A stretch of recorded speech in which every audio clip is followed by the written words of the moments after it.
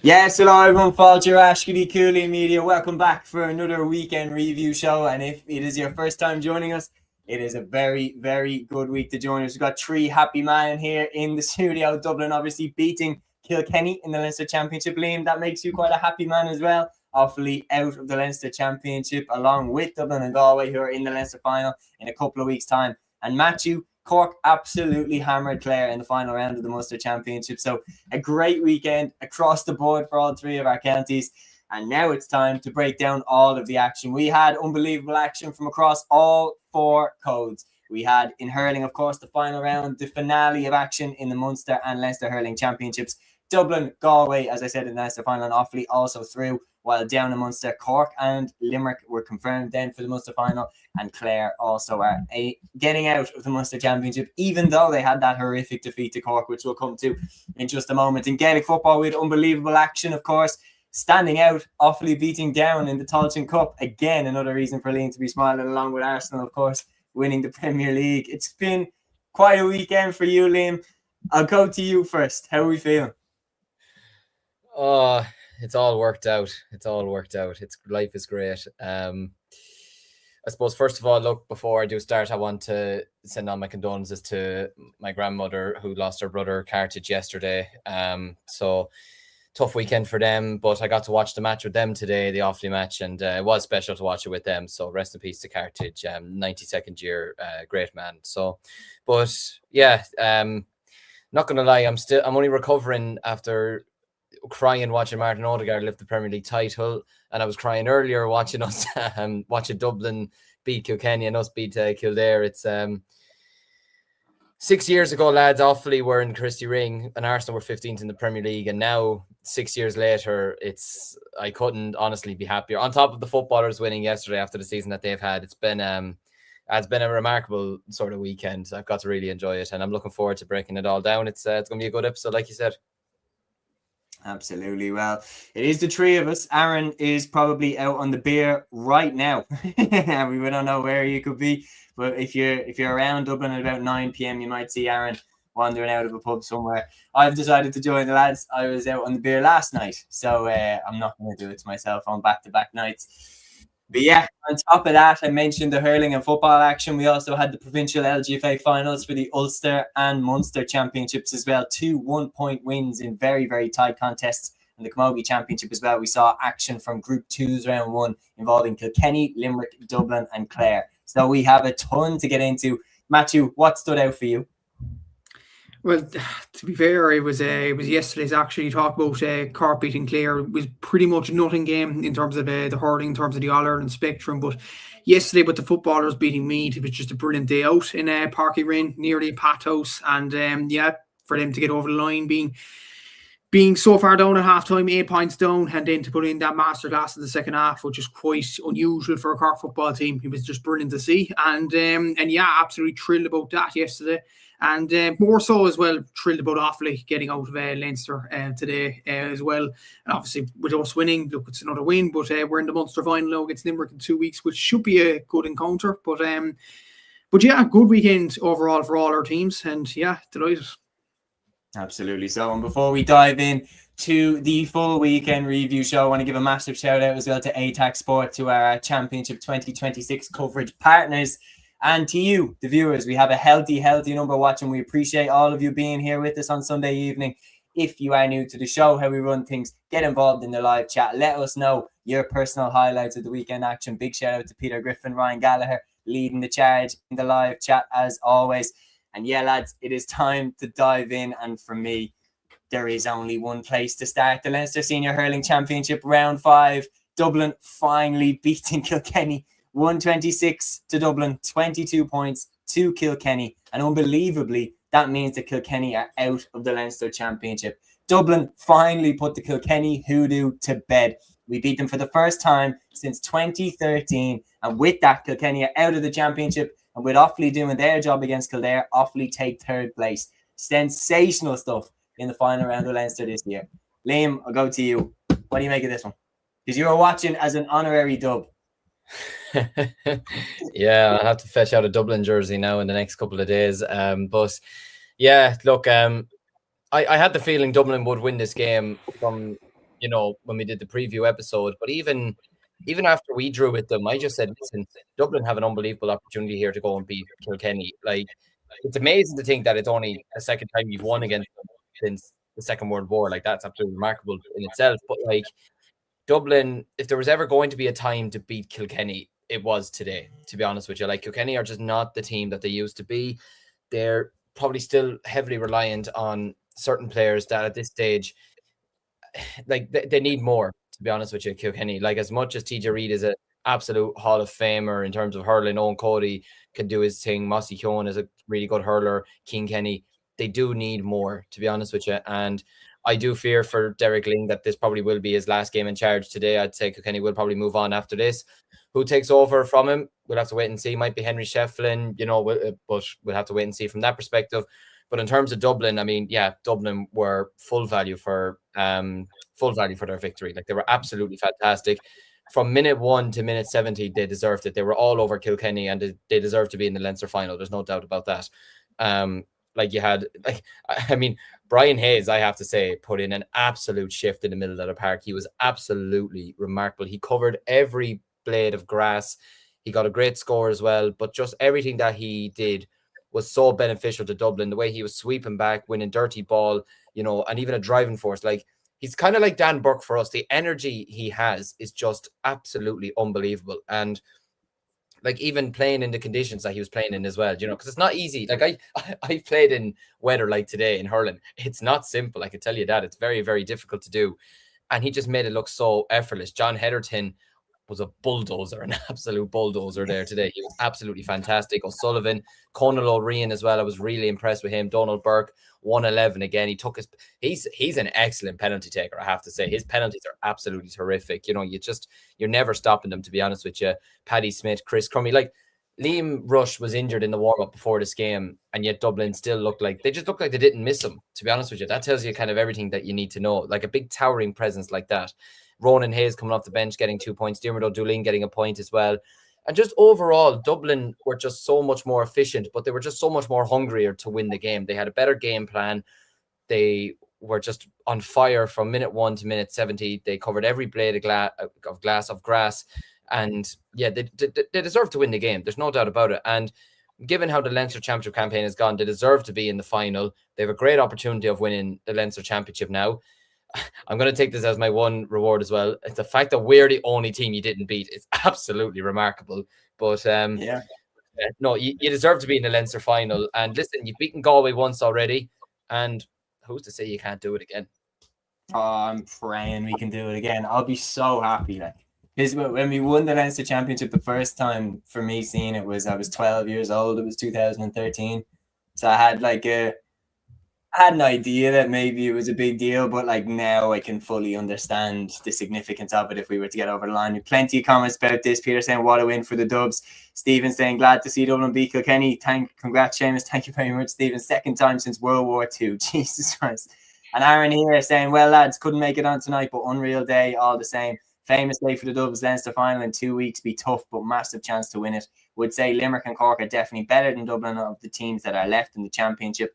Only Limerick and Cork, sorry. Clare maybe, but that's a 50-50 in my opinion. Like Galway, there is so much to break down in this game. But then also we want to pair it up, of course, with Offaly getting to the final. It is unbelievable, the amount of different angles you can take. Peter saying Ling over and out. Brian Dowling is apparently leaving Kildare if he goes next Kilkenny manager. And we'll come on and we'll discuss that. We have a little bit of an interesting view. Aaron, you might necessarily not be on the live show with us, but in case you didn't catch it, this is the full-time whistle from Parnell Park and Aaron's live reaction.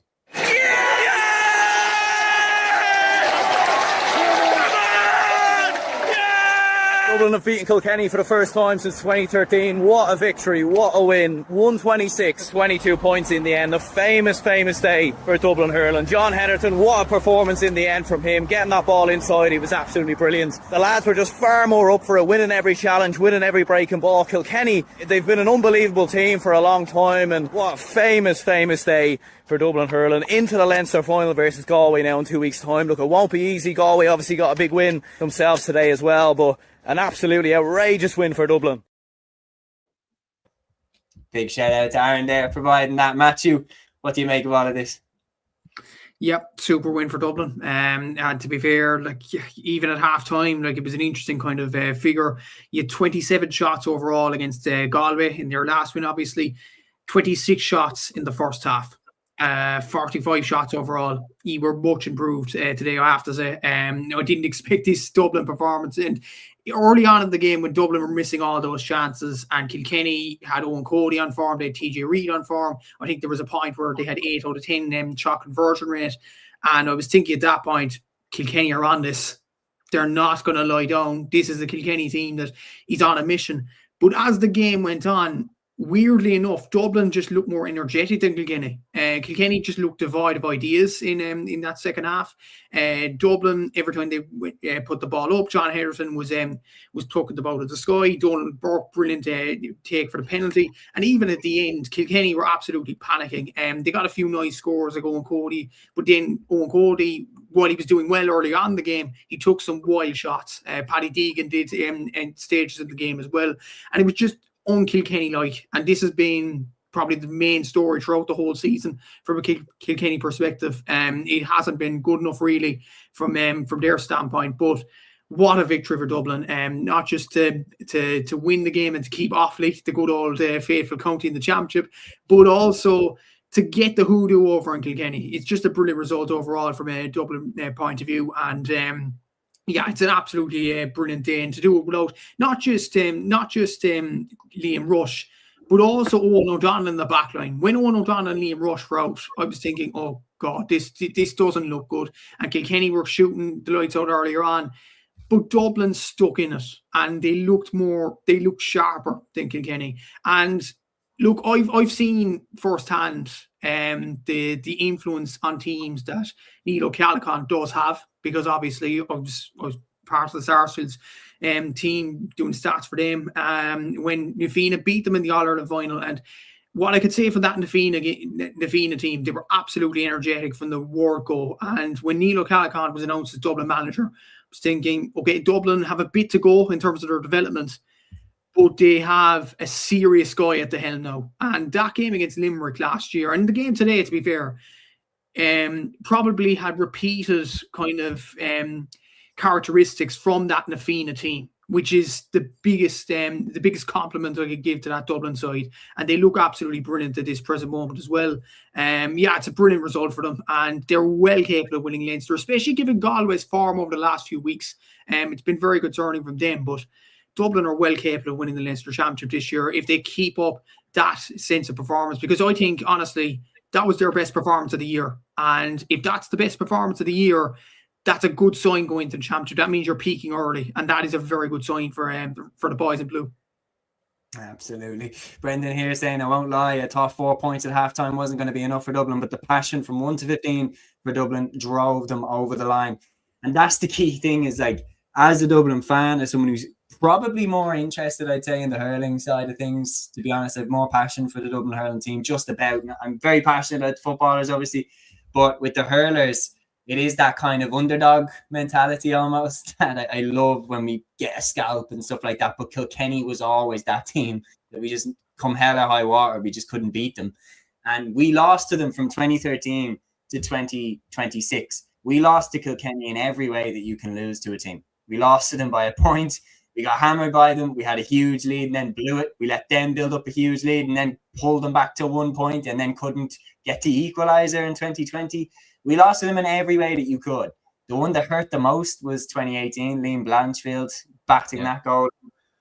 I hated my life that day. I literally was like, you made me believe that we were finally going to beat them. But that is what was weird about Brendan, is well, when Brendan said there about that he wasn't convinced that it was going to be enough and everything like that, Kilkenny got a few scores before half time to narrow the gap down to 4. And I was thinking, oh, like, they're just going to hang in this game. And if they get a break like they did that time with Liam Blanchfield in 2018 when he got the goal, if they can get something in the second half early doors, it might be the same old story. But in the second half, I have to be honest, I never thought that we weren't going to win the game in the second half. I was so confident in our lads. Our defence was absolutely fantastic, even without Owen O'Donnell and Liam Rush. And then that score from Ronan Hayes at the end, oh my God, the skill to spin out and then flick it up over the bar. the icing on the cake. And it's a sensational win for Dublin. Neil O'Callaghan has done an unbelievable job. He's only 2 years into it. We've already beaten Limerick and now qualified for a Leinster final. And we have a great chance of winning this. Like, we really, really do. We've beaten Galway in their own patch. Do not write us off beating them again in Croke Park. And you have to remember, the last time we won Leinster, who did we beat in the final? Galway. And at the very beginning of the year, I was saying in the hurling championship preview, I don't know if you remember this, I was saying that if we get Galway in a final, I'll back us to win it, because Galway do not have the same hold over us that Kilkenny do. And if we are fresh off beating Kilkenny in this Leinster round 5, our confidence is going to be through the roof. Our confidence is going to be through the roof. I have to be careful in not getting too carried away, because last year when we got that win, all of a sudden we're going to get to an All-Ireland final, and then Cork absolutely snuffed that out. But you cannot lie that it's the win that indicates that we are going in the right direction, without question. And yeah, I'm proud of the lads, because it was one that we highlighted that we could win, but you still have to get over the line and get the job done. And the lads were absolutely fantastic. John Heatherton, sensational. Brian Hayes, absolutely unbelievable. There's warriors all over that pitch. I was really impressed with John Bellew as well, how well he came in. Eddie Gibbons did very well as well under pressure from a few high balls. Just all over the field. Absolutely thrilled with this win. We have a huge chance to win Leinster. It's going to be a tight game against Galway. I know we beat them in their own patch, but they are well capable of winning that final also. But I would be over the moon if we can get this done. It's a huge opportunity for us to win Leinster. But yeah, so time now to look at the other games. Liam, take it away. Kildare, 15 points. Offaly, 129 in Newbridge. And while you're at it, discuss. Initially, Wexford giving Galway a bit of a scare in Wexford Park, but Galway came back to win 231 to 320 to confirm their place in the Leinster final. But for a second, it was looking like maybe, just maybe, Offaly might sneak their way into a Leinster final. I think a lot of things would have had to happen for us to get to a Leinster final today, to be honest with you. I think we'd have needed more willpower from God, to be honest with you, I think, but just given the points difference and everything. But do you know what? I wasn't concerned about that. I just said, listen, we get our job done, and please God, Dublin get their job done against Kilkenny. And yeah, like, I'll be honest with you, like the last 15, 20 minutes of our game, I was kind of mainly, I had everyone around me watching Offaly going, this happened. I'm going, yeah. What's going on in Dublin? Like, I was just watching the Dublin Kilkenny game so intensely to see what was going on. But you could hear even the Offaly crowd on the pitch after the game and in the stands all shouting, yes! You know, as Dublin, I think Dublin had actually gotten their penalty and someone in the crowd shouted, yes!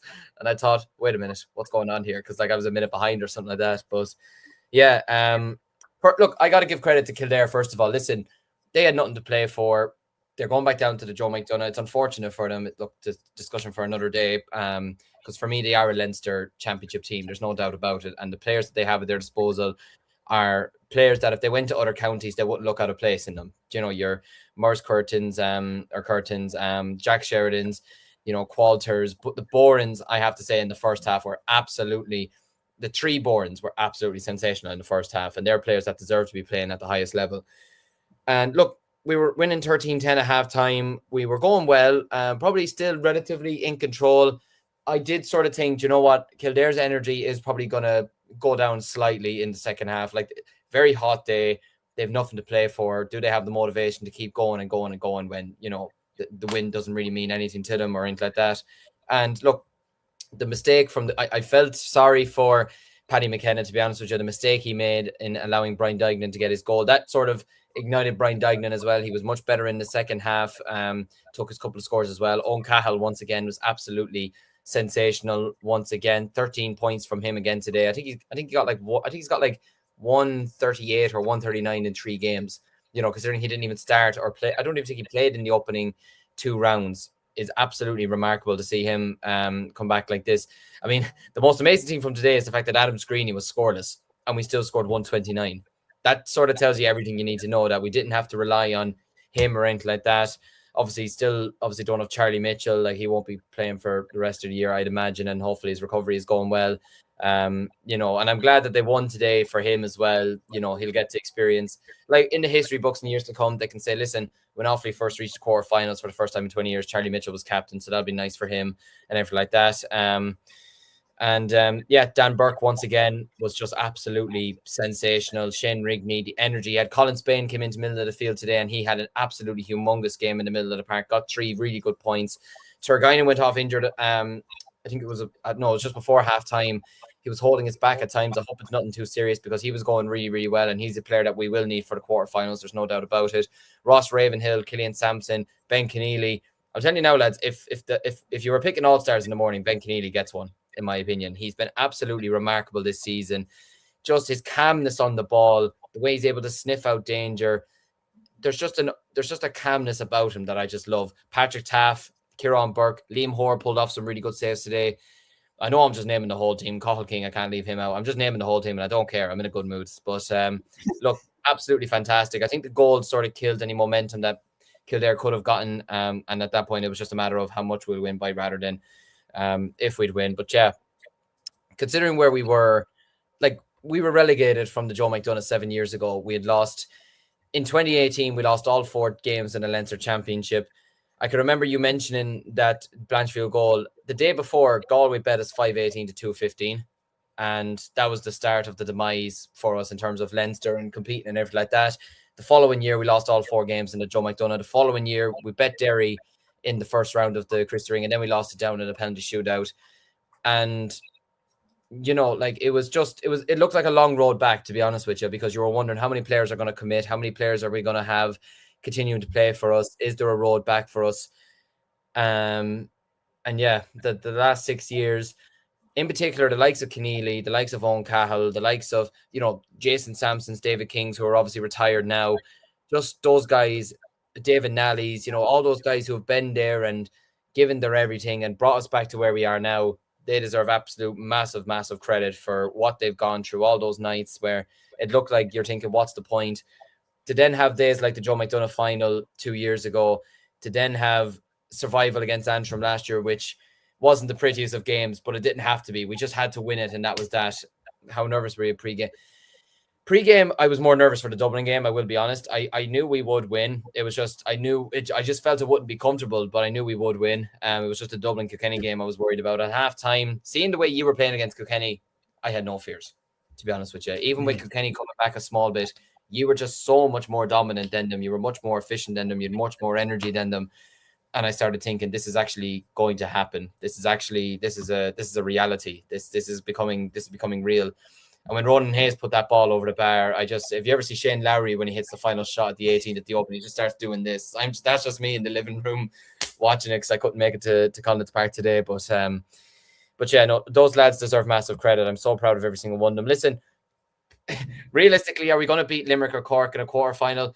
Look, probably not. Probably not. I'll say that now. We might not beat them. Look, you never know. Maybe lightning strikes twice. You never know. We'll go out. We'll give it a rattle, and we'll see what happens. But no, I'm so proud of those lads for what they've achieved, what they've gone through, and Offaly Hurling's in a really good place for the next number of years. And yeah, I'm so happy for those lads. It's fantastic. Absolutely. So Brendan here saying, as a Kerry man, I have massive respect for the Offaly Hurlers, given the amount we've played each other over the last 2 years, of course. Match, I'm going to get your take to round up the Leinster Championship for 2026. This is how it finishes up, folks. Dublin in top spot. You get used to that side. 4 wins and a draw. 9 points out of a possible 10 with a score difference of plus 27. Galway with 4 wins and 1 loss, of course, to Dublin, and a score difference of plus 39. Offaly then in 3rd place with 2 wins, 2 draws and 1 defeat and a score difference of plus 12. Kilkenny out of the championship with 2 wins, 1 draw and 2 losses and a score difference of plus 18. Wexford then in 5th place, 1 win out of 5 with a score difference of minus 28. And Kildare in last place with 5 defeats out of 5 and a score difference of minus 68. Although that's been the debate all season, is should the Leinster Championship be increased to keep these teams in it and playing at this level to bring their level on. But it's probably a little bit too long of a debate to squeeze into this window. Matthew, your thoughts on rounding up the Leinster Championship 2026? What have you made of it? Very entertaining. I would say much more entertaining than the Munster Championship, which is quite unusual to say at this stage of the season. Like, you would say that Munster is the creme de la creme, but in terms of excitement, in terms of maybe shocks, the Leinster Championship at it all this year. Dublin, Galway get to the final. It was unimaginable Kilkenny would be out of the Leinster Championship. And I still, in the predictions video, I believed Kilkenny would get into the final, even because, just as a matter of fact, they are Kilkenny. But it's just they're in a transitional phase at the moment. And I don't know, will Derek Ling be in charge of that in the next 2 seasons? But it remains to be seen. But yeah, it's going to be very, very interesting to see how they develop in the next few years. Wexford had a very poor year. Galway, very underwhelming towards the very end. They nearly got caught in the hot by a poor Wexford team today. So that is concerning for them going to the Leinster final. Absolutely delighted for Offaly. Even before meeting Liam and doing Gaelic Statsman and stuff like that, interacting with other Offaly people or whatever, I still respected Offaly as a county simply because of the stories that I've heard from the 90s and all that as well. I'm not sure does Liam remember this, because Offaly actually got beat this day in 2013, but against Kilkenny, Offaly scored 4 goals. I think Joe Burton 26 points, yeah. It was an unbelievable game, and it was just so much fun to watch. And I think Offaly really put it up to Waterford the next day as well. And it was just a shame that they went down to the Joe McDonagh, the Christie Ring, and I was just praying that they'd go back up again, because it's just traditional hurling county. And to see the success of the under-20s and now translated to seniors, it was brilliant. And just the interview, I caught a glance with the GA Plus coverage of the Offaly game today, obviously after the Dublin game, and Adam Screeney went over to do an interview or whatever, and he was saying that a lot of people were saying that the Kildare Offaly game was a relegation playoff for many people. But I'm not sure what Adam actually said, but it was maybe around the lines of we shut the people up now today to get into the Leinster top 3. But yeah, it was just brilliant. It was a brilliant campaign for Offaly, for Dublin as well to get into the Leinster final. For Kildare too to get that exposure in the Leinster Championship. I know it really ended badly for them, but that's again another discussion that should be for another podcast in many ways. The Leinster Championship should be increased. But yeah, overall, what a championship this season in Leinster, and it definitely toppled the Munster Championship this season. Absolutely. So it was an absolutely sensational campaign, and it finishes with Dublin and Galway in the Leinster final, which will be played, of course, after the Joe McDonagh Cup final on the 6th of June. As a double header, it's going to be absolutely brilliant, and we hope to be there as well. Obviously, of course, we were there for the Leinster football final. Aaron was there today for the Dublin Kilkenny. Liam, you were there.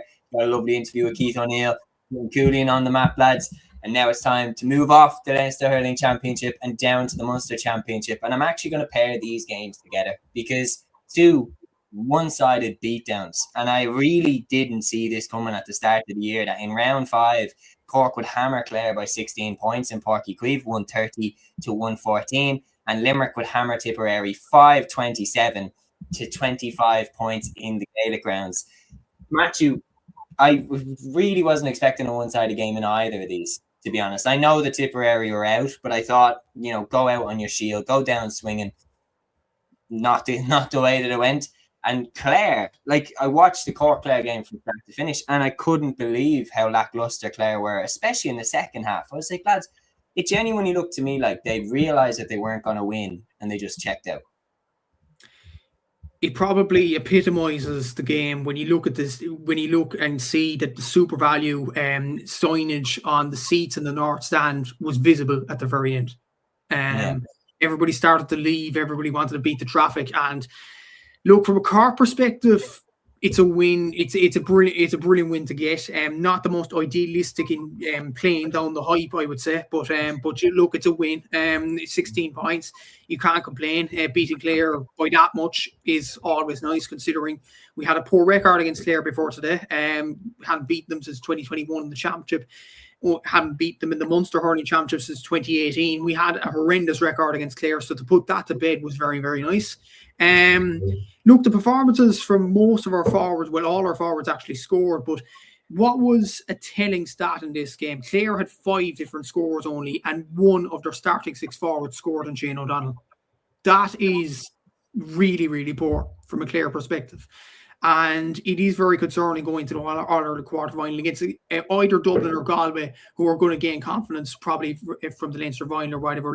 Especially, I wouldn't be worried if it's Galway because they're form or whatever. But if Dublin play Clare in the quarter-final, judged by that performance today, Dublin will beat Clare. There's no doubts about it. That was just a no-show from Clare. And that's 2 no-shows now against Limerick and Cork.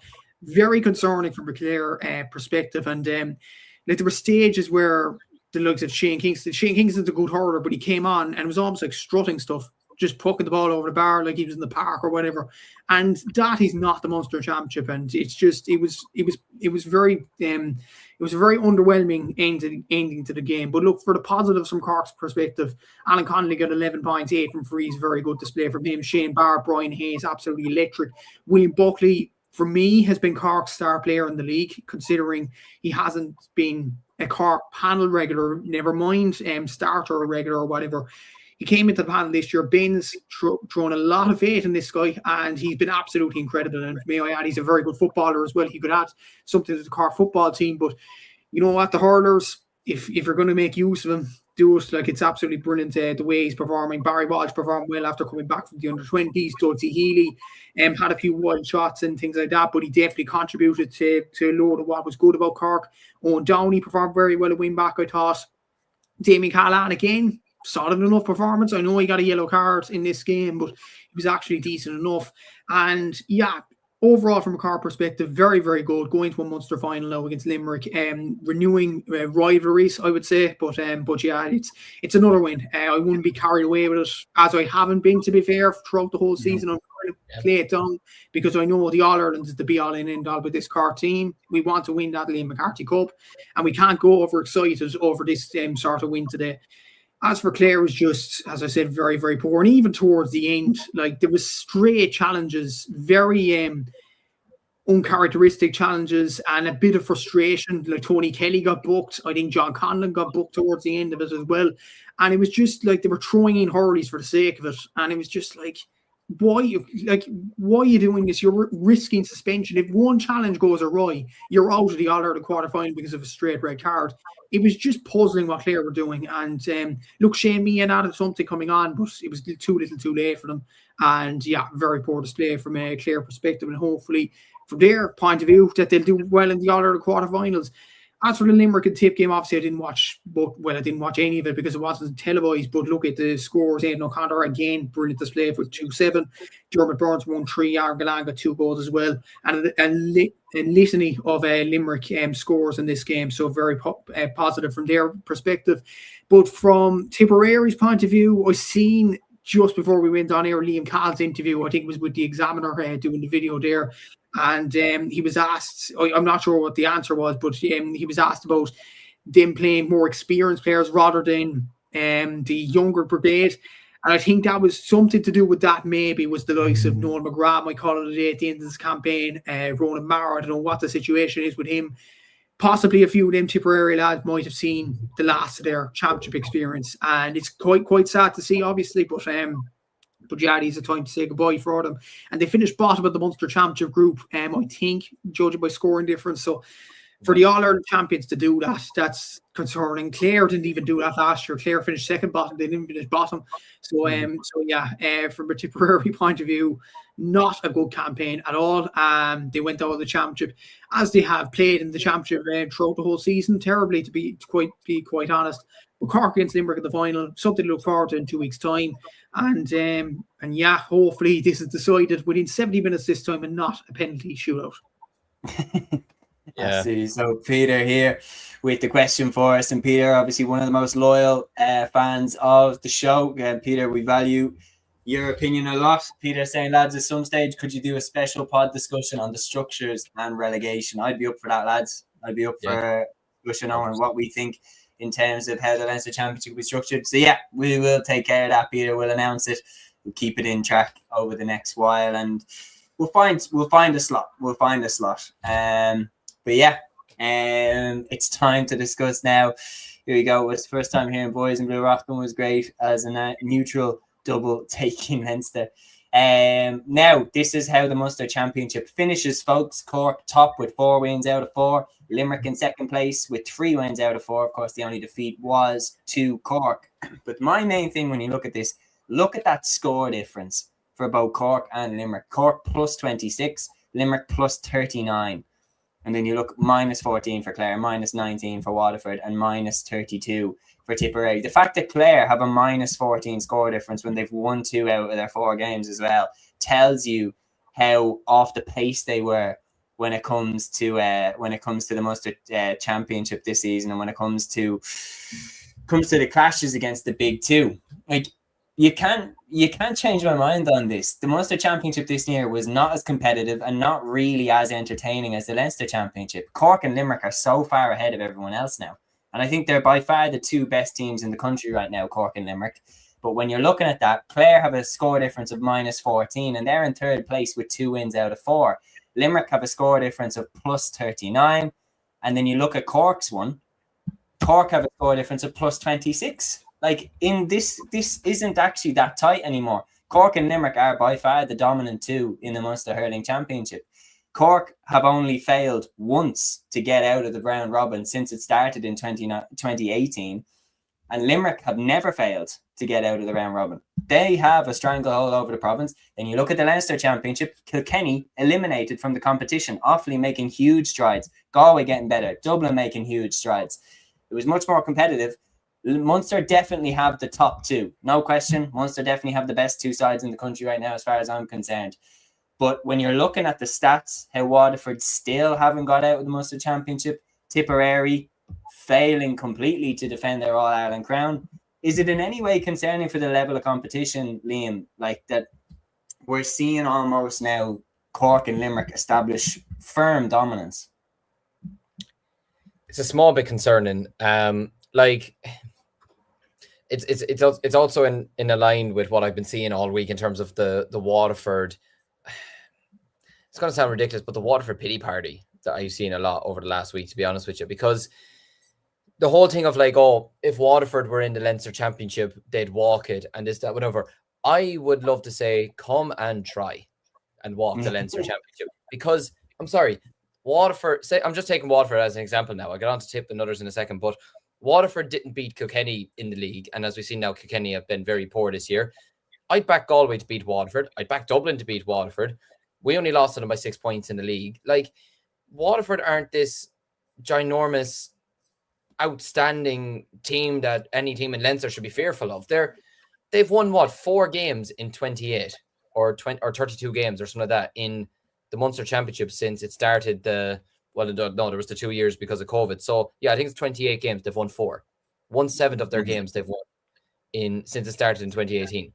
Like, that is simply not good enough. Like I get that they're going up against, like, obviously the 2 best teams in the country, and then Tip won the All-Ireland last year, Clare won it. But at the end of the day, your level, if you want to be the best, you have to beat the best in around you. It's as simple as that. Like, Dublin walked the Leinster Championship for 15 years, but Dublin were the best side in the country. They were still the best side in the country. Kerry, other than you'd say Cork, don't get a challenge in Munster really in football, but they still win All-Irelands, or they still challenge for All-Irelands. Like, at the end of the day, it doesn't matter what teams around you are there. At some stage, it has to come right for you. Now, whether that's down to the Waterford Championship not being competitive enough, because let's be honest, it's not, and Ballygunner are going to win they could win another 6 or 8 or 9 titles in a row at this current rate. Next season, Ballygunner's B team is in the top division, and that's what I mean. Like even that says it all. Like, well, even decisions like that. I can remember we won the Senior A and Senior B club titles in 2023, but we didn't throw our second team into the Senior A competition because you don't do that. Like, that's because that shows you then how frail your championship is. We said no, we keep our second team. We keep our second team in the Senior B Championship, and it's up to other teams to get up to our level. And in fairness, this season, that's what the likes of Lustmas did. That's the likes of what Claudia Gale's been trying to do. You know, teams in around Offaly, Carrick, Riverstown, that's what they're trying to do. Waterford, for me, just simply have to be better. I know they're going up against really good competition, but they have the players there. They have the resources. Yeah, they have a huge population. Do you know what I mean? And let's be honest, they don't focus on football. They don't. They're a hurling county. It's as simple as that. They have football, I know that, but Waterford in hurling want to be in Munster finals and competing for All-Irelands. Waterford in football, if they get a win in a year, they're delighted. Do you know what I mean? Like, I wouldn't want to turn it too much into kind of looking at individual teams. My thing would just be like on the terms of the competitiveness of the championships. That's what I mean, yeah. Yeah, but my thing is when you're saying in terms of like people kind of complaining and stuff, my stance on the complaints was I absolutely don't agree at all with this knowledge that 4 teams should get out of Munster. Yes. That would just be a terrible idea. Like, what is the point? There's no jeopardy. Why would you play 5 rounds to eliminate 1 team? Like that makes absolutely no sense. Are Waterford one of the better teams in the country? Yes, they are. Would Waterford have a very good chance of getting out of Leinster? Yeah, they would. But they have a good chance of getting out of Munster as well. That's because people kind of do the double take where they say, oh, well, Waterford are so close to getting out of Munster. Oh, but they need to change the championship structure so that more teams get out of Munster. Well, if you're right there, you just need to make a few tweaks and maybe you might get into those top 3 spots. Reality is that this season, there was way more of a gap than I've seen before between the top 2 and the other 3. Way more of a gap. And whether that was Clare just being off the boil when they played against them, Tip being off the boil after their All-Ireland win, we know that they're better than what they shown. We know that all 3 are better than what they showed. Key moments went against Waterford again this year. Stephen Bennett getting injured at the moment that he did. Maybe if he stayed fit in that game, Waterford might have got over the line. Things like that are grains or ice in this, and they can tip the scale. But I think it's a really, really interesting debate. And I saw people talking about it, and I'm like, lads, stop giving this wind, will you? Like, this idea that we should change the provincial structure to get 4 teams out. If we want to talk about changing the provincial structure so that more teams can improve, more teams can get better, we need to talk about extending the Leinster Championship first so that we can get the likes of Kildare, Antrim down. If they get up into the Leinster Championship, we can give those teams a realistic chance of staying up. Because let's be honest, Kildare are a great side that have made unbelievable strides. But now in hindsight, and we kind of had a feeling at the time, when they lost to Wexford, it felt significant. It felt like they'd missed their best chance of a win because they had Wexford, who were a little bit vulnerable at home. When they didn't win that game, you looked at the rest of the fixtures. Where are these wins going to come from now? And yeah, just I personally think that there's no point in extending out the amount of teams that get out of Munster. I think Waterford are a few tweaks away from being in that top 3. But my point is that the jump then to the top 2, the gap is wider than I've seen it in a long, long time. Yeah, we've got good comment here from Duiker. He says Kilkenny didn't qualify in the terrible Leinster Championship, but if they played Waterford tomorrow, my money would still be on the Cats, as poor as they are right now. Raymond here saying Waterford's problem is they don't have the panel for a round-robin campaign. Waterford got to the final and semi-final in 20 and 21 when there was no round-robin, up to them to build up their squad. That's a really, really good comment from Raymond. We have to look at 2020 and 2021. 2020, Waterford made it all the way to the All-Ireland final, which is, again, proof that if they were to get out of the Munster Championship, they can be a real threat. Tipperary have shown that in the years that they've got out of the Munster Championship, they've usually been a real threat for the All-Ireland. The Munster Championship is its own beast. It's its own competition. And my stance on it is keep it the way that it is with 3 teams getting out, because it's perfect the way that it is. But just this season, that gap between the top 2, and maybe it was just an anomaly. Maybe it was just a bit of a year that was different from the rest. And maybe Clare will roar back into the championship the way that they did in 2024 and have a real say for the All-Ireland. But right now, I think Cork and Limerick are far ahead, and I think the All-Ireland is going to come from one of those 2. But yeah, time to move on now. We're going to the Joe McDonagh Cup next, round 5, and this is how things finished up. Antrim 326, Carlow 115 in Corrigan Park, Down 128, Westmeath 118 in Ballycran, and London were beaten by Laois 129 to 19 points in Ruislip. And this is how the Joe McDonagh Cup then finished up. Carlow finished top with 4 wins out of 5 and on 8 points. Their final opponents will be Laois on the 6th of June. Laois winning 4 out of their 5 games with a score difference of plus 42. But of course, Carlow have the head-to-head on Laois there for their top. Down and Antrim then in 3rd and 4th on 6 points each respectively. Westmeath finishing 5th place on 2 points, while London finished bottom of the table with 5 defeats out of 5 and a score difference of minus 64. Some headlines as well, of course. Davy Fitz, his time as Antrim boss is over, and it finished on a high note, of course, with a win. But yeah, I think it was fairly obvious from early doors, Matthew, that this period was going to come to an end. Yeah, to be honest with you, I know they did win. Keelan Malloy got 1-6, and James McNaughton put up a good tally as well. Good to end the tenure on a high, I would say. But for the word go, Davies' time as Antrim manager has been a car crash. It has been a failed tenure in many ways. I've seen some images actually. If Derek Lean does leave, Kilkenny should go for Davy. I'm just like, no, don't. Please do. No, I'm joking. I don't think that would work because of the fact that Kilkenny usually hire someone from inside their own county. I've never seen Kilkenny hire a manager from outside the county. I also just don't think, given the rivalry that was there between him and Cody, I just don't think that could happen. That just can't happen. The thing is, Jose Mourinho got appointed Man United manager and Tottenham, so you never know. But he also had a clause where if he gets sacked, he gets millions. Do you know, like money does talk from that perspective. I mean, but I get your point. I do get your point. Yeah, as long as Arteta doesn't go to City, I'll be happy. But yeah, exactly. But about the Joe McDonagh this year, obviously Laois getting to the final, they obliterated London, which we thought, and obviously it wasn't a good final day in the end. Laois and Carlow should be a very interesting final, considering Carlow went goal crazy in the original game between the counties. So yeah, it should be an interesting game, considering Laois lost the final last year. They'll be desperate to get back up on the horse. Carlow were lucky not to reach the final last year, obviously with that James Duggan goal last year in that game in Nitwatch Cullen Park. So yeah, it'll be an interesting game between the two counties. Both are rivals at this stage as well. So yeah, it should be an interesting game. But it is a shame that obviously going into the Leinster Championship, whoever does win the Joe McDonagh, with Offaly improving, of course, and Wexford's obviously there as well, it does look like they'll be going straight back down again, which is a shame. Yeah, no, it was a shame because they were making great progress. But yeah, I think over the course of the John McDonagh this year, it's been great to see, especially the likes of Down making great progress. And like there's savage work going on in Moran County. But yeah, I think it's hard to argue Carlow and Laois have been by far the best teams in the competition. And now a final between both sides who are very, very experienced in this competition. Like Carlow, it must be Carlow or Laois to have the most John McDonagh titles, lads.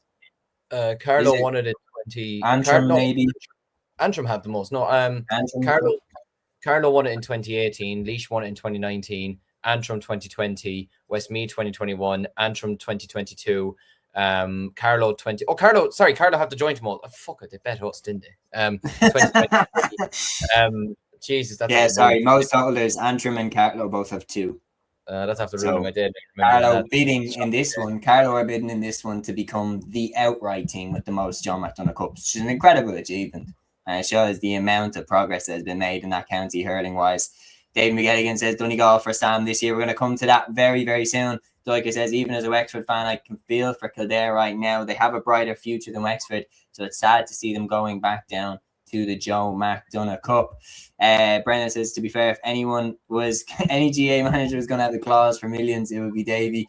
But I think, look, fair play in terms of taking the Antrim job, because it was always going to be a tricky one with the distance and everything like that. And then, like, how hard that can be on the body. I know for myself, I took a job over in Galway and I was driving over and back every day when I was working for TG Car.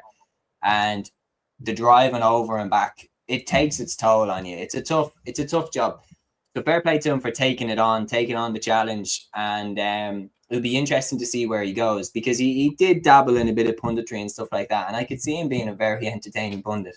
But who knows where Davy will go. But the one thing is, with the Davy show, it will always be entertaining. But yeah, Carlow and Laois in the final, London relegated. That is the John McDonagh Cup 2026. And now the 6th of June will decide the winners. Moving then to the Nicky Rackard Cup semi-final. There was headlines made here by New York. New York 4-18, Mayo 1-18. Unbelievable win for New York. 4-18 to 1-18. They beat Mayo. AJ Willis with a hat trick and a goal and 8 from Thomas Douglas. New York are at it again, lads. They won the Laurie Mark Cup last year when they came in out of nowhere at the semi-final stage and beating Mayo by 9 points in the semi-final. Now you'd be a brave man to back against them in the final. It's it's if you're Mayo right now, you must be sick. I will say that. Like, you've gone through the entire season, you've worked your nuts off to get to this stage, and then you get beaten by a team who gets thrown in at the semi-final stages, which, look, I suppose understandable considering it is a team that's on another, like, what's it called again? It's on another continent. You know, it does make sense. But look, fair play to New York. It is a great win for them. Like you mentioned there, AJ Willis getting 3-3, Thomas Douglas getting 1-9, Connor Hammersley getting 3 points. Like, it's a great. Bill Maher at centre back. I don't think that's the same Bill Maher who has the talk show, but then again, you never know. But you know, it could be. You never know. Maybe Jimmy Fallon will be starting for them next year. We'll see, or maybe he might be playing for the footballers in a few weeks' time. But yeah, it's. I don't know what to make of this. Like, I still don't know what to make of them coming in at such a late stage. It is understandable, but like, it also, like, if you are Mayo, if you're a Cavan, or if you're a Sligo in another competition, if you're thinking to yourself, we're being beaten by a team who gets to play one game, they get to prepare. They probably have lads coming in from Galway's or Kilkenny's who, you know, might just be over there for travel or something like that. I don't know. It's a great win for New York. Obviously, it's great for them, obviously, of course, and we want to have as many teams there as possible. But yeah, I don't know. I don't know how I feel about it. Is there not an advantage? Like, they're playing together all year. New York are coming in cold, you could argue, almost. I suppose, yeah. I don't know. It is a strange one. I do feel sorry for Mayo, but look, nevertheless, fair play to New York. They're in the final now. Like you said, you'd be a very brave man to bet against them, considering the job that it did last year as well. But look, it's obviously, it'd be interesting to see where this sort of situation goes from here. But we did. Yeah, I wasn't on that episode. I probably would have picked now. Yeah, I'll fold under zero pressure. But yeah, savage stuff, and you'd be a brave man to pick against New York. Moving on, then we had action from round 1 of Group 2 in the All-Ireland Camogie Championships, and we saw Clare beating Dublin by 2 goals and 16 points to 3 goals and 10 in Porty-Sogue, while Kilkenny beat Limerick by 3 goals and 19 points to 1 goal and 11. So the Cat and the Banner up and running now in the All-Ireland Camogie Championship of 2026. 2 wins for the home teams. Matthew, either of these, stick out to you? Yeah, it was probably expected wins on both occasions, considering Clare did get the job done in the Division 1B final against Dublin. Lorna McNamara, again, superb, 2 goals and 7 points. Roisin Bakley and Ziad Spillane really helped in the full forward line as well for Clare, so good result for them. Expected for Kilkenny, really, against Limerick. You could argue Kilkenny shouldn't be in Group 2, this group where they're trying to make the breakthrough. Kilkenny are one of the big 3 in this. So Sarah Barco really impressed with 1-2. Eve Prendergast got 2-8 as well. Laura Green and Emma Short all did well as well. So you'd imagine Kilkenny will top the group. It's a question of who will come second. And with Offaly beating Wexford last weekend in the first round as well, that makes a very, very interesting way to round 2. You look at Clare there. Limerick might raise a gallop a small, but Dublin are no easy pushovers either. Wexford or Leinster champions. Offaly got their first win of the campaign. So I'd imagine Kilkenny will top the group, but it's a question mark who will come second, and it's going to be very interesting to see. Absolutely. So Peter here saying good win for the Cats, still without Katie Power. We're going to move on now as well. There was action in the All-Ireland Intermediate Camogie Championship round 1. The results in from that one: Kerry beat down by 10 points to 1-6. Antrim beat Derry by 3-15 to 8 points, and that was in Group 1. Group 2's round 1 then in the Intermediate Championship saw Laois beat Carlow by 3-15 to 2-9, and Westmeath beat Meath by 4-13 to 1 goal and 12. And then in round 1 of the All-Ireland Junior Camogie Championship, Louth beat Mayo away from home 4-8 to 1-8, and Monaghan beat Donegal by 5 goals and 14 points to 3 goals and 6 points. So we've talked hurling, we've talked camogie, and now it's time to talk Gaelic football. And all eyes were on Fitzgerald Stadium this weekend for the repeat of Kerry versus Donegal. And safe to say, lads, in terms of talking points, it did not disappoint at all. Kerry defeated by Donegal again now. That's back-to-back wins for Donegal in the league final and, of course, round 1 of the All-Ireland Senior Football Championship group stages. Donegal 220, Kerry 16 points in Fitzgerald Stadium. Donegal go down to Fitzgerald Stadium and beat the Kingdom And there is so much to talk about this. We had, of course, the scuffle, the talking point around the red card from Micheál Burns. Jim McGuinness, will he face a ban? His interview after was very, very interesting just to see his stance on it. Then, of course, David Clifford, was he targeted? Was Michael Murphy targeted? I've seen a lot of people saying different things on social media. Plenty of things to talk about from this game. Matthew, where do you start? It's a good question, Seamus. It was an entertaining game. Obviously, I was on the way to Cork and Meath, so I was watching this on the way up to Parky Rin, and very interesting first half. The scuffle at half time was nuts, I would say. Between David Clifford, obviously, it was a bit of a crude challenge, and obviously, he's challenged earlier in the first half. A lot of people like David Clifford. He's a fantastic footballer. Absolutely. He's, without doubt, in my opinion, he is the GOAT. I think he's absolutely sensational. He's a brilliant footballer and all that.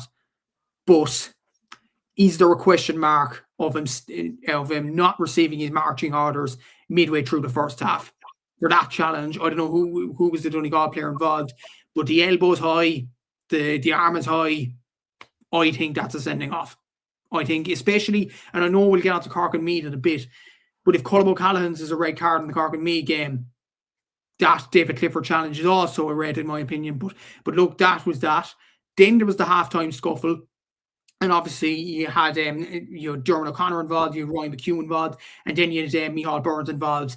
And the thing is, once you draw blood, which Micheál Burns did with Ryan McHugh, it's a red card. It's as simple as that. I don't think anybody could complain over it.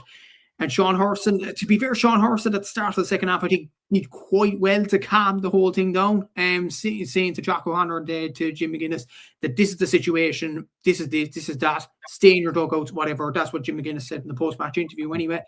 And obviously with Tommy Rooney asking the question, I know like you have to ask. Yeah, we'll discuss that. We'll discuss it in a bit, yeah, obviously. But in terms of the game, Donegal absolutely deserved it. Brilliant goal by Kieran Moore to set us off. There was a few flashpoints early on in the game as well. This game was always going to be feisty, and it turned out that way, obviously. Lovely day for football as well. And I think the red card for Micheál Burns, while it was the right decision, it killed the game a small bit because Donegal were passing the ball to and from back. I think Donegal were holding on to the ball for 3 or 4 minutes, which under the rules, they're entitled to do that. I'm not a particular fan of it, to be honest with you. Even if Donegal are beating Kerry or whatever, I'm not a particular fan of that sort of element of the game. But if Donegal do that with the remit of the rules, they're well entitled to do that. And obviously Shane Malone's goal was the icing on the cake from a Donegal perspective. I was just puzzled from a Kerry point of view why they didn't start Tony Brosnan from the beginning. Considering what he offered in that Cork game, I thought he was absolutely sensational. For me, he was man of the match against Cork in that Munster final. I don't know why he didn't start. I know Paddy Clifford was there, but to me, Paddy didn't look 100% fit. And I think from a Kerry perspective, you could have brought on Paddy later on in the game and started Tony Brosnan and started like a house on fire in this game. But as the game went on, Donegal started to build up more of a lead and Kerry started to fall in more behind. David Clifford got frustrated in this game. And then obviously Donegal get the breakaway goal through Shane Malone at the very end of this game. But you mentioned back-to-back defeat, Seamus. That's 3 defeats in competitive competitions this year from a Kerry perspective against Donegal as well. They also lost in the league game, I think it was in Donegal. So that is very concerning from a Kerry perspective. They go into round 2B now. I know a lot of people won't want to play Kerry. That goes without saying. But it puts them under pressure now to win that round 2B game. So it will be interesting to see in the next few weeks. But a lot of talking points in this game. I'm sure you'd want to share your thoughts on it as well, lads. But yeah, an entertaining game. Donegal deserve to win the game. But my God, there's a lot of talking points. Absolutely, and we have the comments absolutely flying in about these games. So lads, keep them coming. Peter here saying, lads, did you see the massive row with Jimmy and Tommy from off the ball? Brennan on saying all I have to say is poor Tommy Rooney. We'll come to that. Kieran here saying Jimmy missing matches. We'll see what happens. Shane asking, is Jim McGuinness banned? It definitely was very, very interesting. A lot of questions about who he was going after as well. Like, we've differing takes on it. Brendan, of course, proud Kerry man, saying that the Donegal man would win Olympic gold for Clifford's elbow, like for diving after Clifford's elbow. Personally, the images that I've seen and the footage that I've seen, if Colm O'Callaghan's one is a red card, then Clifford's a lucky boy to not be sent off for that one. Just that, and that is where some of the frustration comes in with, is the lack of consistency across the board. We see players sent off for different things across different weeks. Colm O'Callaghan's one we'll get onto in the Cork Media game, that was a disgraceful decision. I watched it back and I was like, what on earth has he got a red card for that for? He's literally just trying to push the guy off him. Yeah, like, was it unintentional to hit him in the face? Absolutely, it was unintentional to hit him in the face. Of course, did Kinsella dive? No, it still would have hurt to get it in the face, but not a red card. Jesus Christ. Stephen here saying, I think the push elbow from Clifford would have been hard to see in real time, but still there could be some retrospective action for it. Paul Doherty here saying Clifford should have got 2 yellows, in my opinion, one for the elbow to the head and one for the hit after the buzzer, and could easily argue the elbow itself was a straight red. Plenty of different opinions on it. Brendan here saying classic Donegal, more than happy to dish out the physicality, but go cry to mum when they're on the receiving end of it.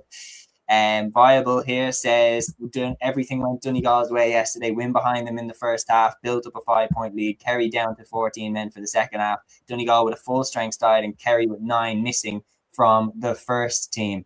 Brendan here saying Colm O'Callaghan's wasn't a red. Yet again, the standard of refereeing needs to be highlighted. And Viable also saying Kerry will be back stronger. Same story as last year, guys, after the Meath match. Look, not for 1 second am I saying that Kerry are out of the championship or that they are, not going to win the All-Ireland. Look, I said on the last weekend review show that I still think Kerry are my favourites for the All-Ireland, and it's a brave position to say that now, having just seen this game. But I just highlighted all the players that are still to come back in for Kerry. If they can get all of those guys back in, I still think they're the best team in the country. But it's just, are they going to get those guys back in? And Donegal look really, really good. So I am starting to sweat a little bit about that prediction, because Donegal beating them 3 times this year, it's a question of, can Kerry get it back in time for the biggest game of the year, if they even get there, because the football championship is so cutthroat now. The reality is, but let's talk about it now. All 3 of us, I think, have met Tommy Rooney in person, have we? Have all 3 of us met him? I've met him. I've met him, but I wouldn't have had a conversation with him. Just would have said hi to him. But he seems like a top bloke. I've met him. I've met him quite a few times in the Croke Park media box, and he is a gentleman. I didn't understand, but also with Tommy, one of the things that quickly comes across is Tommy loves the game. You do meet the odd journalist, I'm not going to say any names, but you do meet the odd journalist who treats sports journalism like it's investigative journalism, and they're always trying to find out things, and they're always trying to twist words and stuff. Tommy Rooney is not one of those. He is not one of those. He is an absolute gent who covers the sport because he loves it, and that comes across in his coverage, and he's one of the best journalists that we have in the game. And the way that McGuinness tried to act like Tommy was trying to get him banned, I'm like, what are you on about? Like, he's asking a question that is a very reasonable question to ask, because you got yourself involved in something, and it's very fair to ask. And when you look at, I've read Jim McGuinness's book, Stop at Nothing, the Jim McGuinness book, after Donegal won the All-Ireland. And what comes across in that book is that Jim always had a chip on his shoulder from when he played with Donegal. He always had this feeling that Donegal get disrespected more than other counties. And that's why he came out swinging at Pat Spillane after the Ulster round-robin game against Antrim. Do you remember Pat Spillane said that there wasn't a man of the match in that game, and Jim did an interview where he came out swinging at Pat Spillane? He took no bullshit. And my point is like, Jim is a fantastic manager to play for because he doesn't let anything slide. But I think sometimes Jim perceives potential disrespect when it isn't there. Like, and with this Tommy Rooney situation, when you're saying, are you trying to get me banned? That's absolutely not what Tommy was trying to do. And actually, by reacting to it in the way that he did, now everybody's going to be talking about whether Jim should be banned or not. If Jim had just diffused that and just gone, oh, look, probably shouldn't have got involved to the level that I did, but I just felt the need that, I needed to back my players up when I seen the situation happen. If he'd said something like that and then said, look, probably shouldn't have got involved the way that I did, and we'll see what happens, I regret getting involved. If he says something like that, I guarantee there wouldn't be this much talk about it. But yeah, in terms of was Tommy Rooney trying to get Jim banned, Absolutely not. He's a gentleman and one of the best in the media that I've had the pleasure of meeting. Do either you want to add in anything? No, like I completely agree with everything you said there. Move to a different part of the game now. We can just move to a different part. But even just on that, like, I completely agree with you. Like, at the end of the day, Tommy's also there to do a job. Like, he's not like if Jack O'Connor had done that, he'd have asked him the exact same question. Do you know what I mean? Like, he's not there to have a go at anybody. He's not there to get anybody banned. He's not there to, have Jim not being able to attend matches, like, say, or be on the touchline, like, say, Jared Brennan is now, or have him up in the stands or anything like that.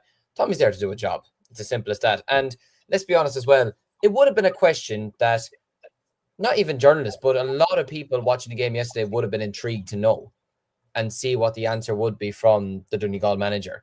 So for me, Tommy Rooney did absolutely nothing wrong. And like you said, it's not giving Jim the best sort of look at the moment, coming out with the comments that he did saying he's trying to get me banned. Like, at the end of the day, Jared Brennan got banned for what he did. And if they're going to be consistent with it, you'd have to be looking at it saying, well, you have, like, if Jared's getting banned, why isn't Jimmy going to get banned? Or why shouldn't he get banned? You got to be consistent with these things. It's similar to refereeing the Premier League in England. People don't even mind mistakes being made, but it's about consistency. Do you know what I mean? They just want consistency. They don't mind if people are going to be pissed off either way, let's be honest. But as long as you're consistent with stuff, people won't mind as much. So for me, I think if Jim gets a ban or he gets any of that, for me, I think it would be fair. You can't go on the pitch touching an opposition player or shoving or anything like that, no matter how pissed off you were over what Burns did and everything like that, which I have to say as well, Jesus, that was some uppercut. Yeah. Like, that was for the record, I want to see him banned, by the way. Yeah. For the record, I don't want to see McGuinness banned. Burns hit him a serious box. Like, I don't really blame McGuinness for wanting to back his man. I know that they have to be strict on it because you can't risk it turning into a brawl. But if I'm a manager, or if would I want my manager to do something if they see their player getting uppercutted in front of them? I think most people would want their manager to want to back their player in that situation. So I don't want to see him banned, but the way that he handled the question, I thought was a bit over the top. Kind of. Yeah. I think we had a comment in there earlier from Kieran, and it was a brilliant one. He had said it here. Tommy Rooney is one of the best in the game. McGuinness was rattled by the question because he knows there could be repercussions from his actions. I think, Kieran, you've absolutely nailed it there. I think he knows that he's probably fucked up there a bit, and there could be problems for him because of that. And I think that's why when Tommy brings it up, people tend to be quite sensitive about things that deep down they know are true. And I think Jim knows that maybe there's something coming from this. And Viable here says they have to give him a ban because if they don't, Dublin fans will be feeling really hard done by. Simple fact is no manager should ever enter the field of play. Stephen says the GA have backed themselves into a hole now with this Ger ban. I don't think Ger or Jim should get 12 weeks, but come on, we only know this rule in this detail because of the Ger Brennan incident. Brennan says, Seamus, as a dub, how do you feel after what happened with Ger Brennan, which was with a fellow coach, and Jim went after a player? Look, the Ger Brennan incident was stupid. I've interviewed Ger before. He's an absolute gentleman, but he'll know that. And that's why he came out and was very, apologetic to the referee and everything like that. Ger deserved a ban. 12 weeks, maybe a little bit harsh, but you cannot have a slippery slope towards managers getting involved and stuff on the touchline. You just can't. So I would understand if the GA banned Jim McGuinness. I think Ger probably he deserved a ban, but I wouldn't say as long as 12 weeks. Especially because once it was over, and it wasn't like he swung a box or anything like. Personally, I think I would like to see him not banned, but anything that we want to add on into this game before we move on, because we do have a lot to talk about. Just on the Tommy's question, you just have to ask that sort of question. Everybody would have, as Liam rightly said, everybody would have wanted to know what Jimmy would have said. And just for the record on Jim McGuinness, if I was in that situation and I see one of my players with blood around his eye I'm like, I'm going straight into it as well. Yeah. I'm not saying it's right, but I'm going straight in as well, because the first protocol, you have to protect your players in those sorts of instances. Yeah, of course, yeah. But yeah, look, I agree with all the comments they have. But the GA have backed themselves into a corner with the Joe Brennan stuff. Judging by that, Jim McGuinness probably should get the 12-week ban, even though it is harsh, even though he's protecting his players and all that. It was just kind of unsavory scenes for such a big game. But we all knew there'd be a lot of flashpoints, a lot of instances in the game, especially what happened earlier on in the game. We knew that there kind of would be a halftime brawl in this. If they meet in the All-Ireland final again, this is the final thing I'd say in this game, expect there to be fireworks in that All-Ireland final.